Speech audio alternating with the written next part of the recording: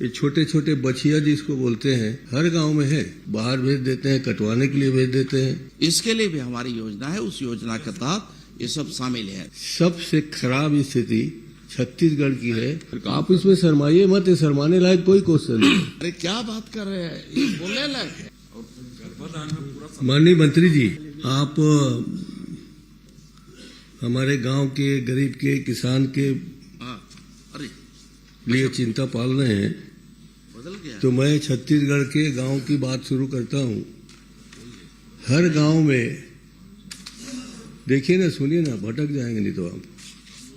हर गांव में सैकड़ों की संख्या में ये छोटे छोटे बछिया जिसको बोलते हैं, अच्छा समझ रहे हैं ना जी, हर गांव में है। और उनके भी कृत्रिम गर्भाधान करके उनको दूध उत्पादन में सहयोगी बनाया जा सकता है। तो क्या आपने छत्तीसगढ़ के गांवों का संरक्षण किया है?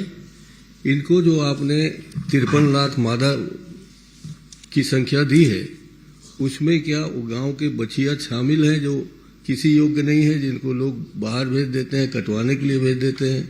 और आप लोग तो इतने चिंतित हैं उनके बारे में कि रोड में जब जाते रहते हैं कोई भी कलकत्ता की ओर काटने के लिए, तो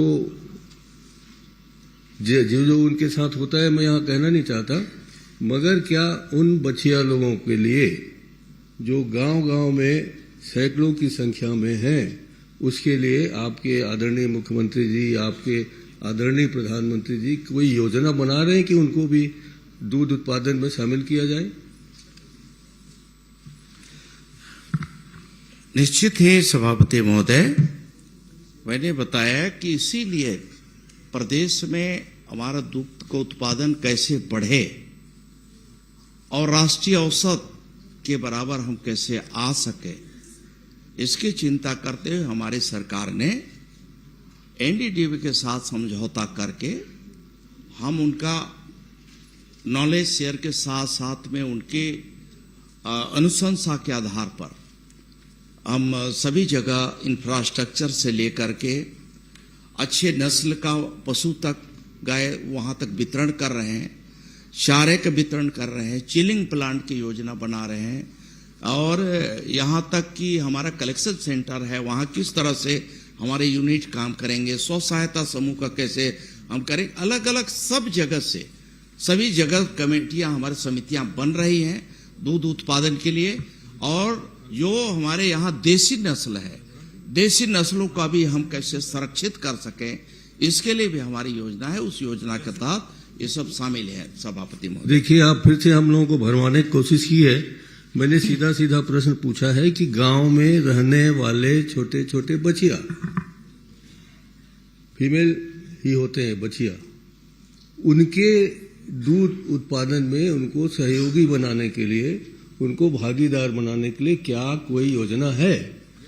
आप नहीं उसका उत्तर दे रहे हैं, तो मैं पूछना चाहता हूं माननीय चंद्राकर जी, मैं ये पूछना चाहता हूं, क्या आपके पास जानकारी है, माननीय मंत्री जी को ही पूछते हुए बोल रहा हूं, कि जो ये टीकाकरण करते हैं कृत्रिम गर्भाधान के लिए, उसमें से कितना % फेलुअर रेट है या सफल रेट है?